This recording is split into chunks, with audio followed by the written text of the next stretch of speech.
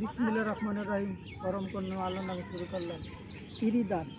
ইরি ধান যত শীত ততই ধান বেশি ভালো হয়। এই যে এটা কালচে বর্ণ হয়ে গেছে এবং এই ইরি ধান, ইরি মানে বড়, এটা 2 দিন আগে রোপণ করেছে, এখনো তেমন হয়নি। আর আমার এই ভাইরা এখন ইরি ধান রয়েছে। ওয়ালাইকুম সালাম, আসসালামু আলাইকুম। সবাই ভালো আছেন?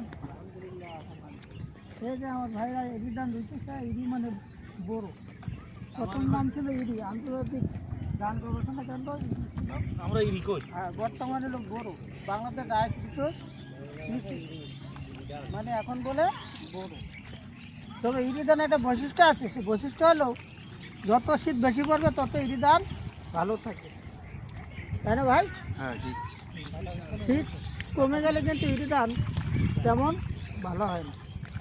তাই আশা করি আমাদের ভাইদের আশা পূরণ হবে, আমাদের বাংলাদেশ একদিন খাদ্যের স্বয়ংসম্পন্ন হবে ইনশাআল্লাহ। হ্যাঁ।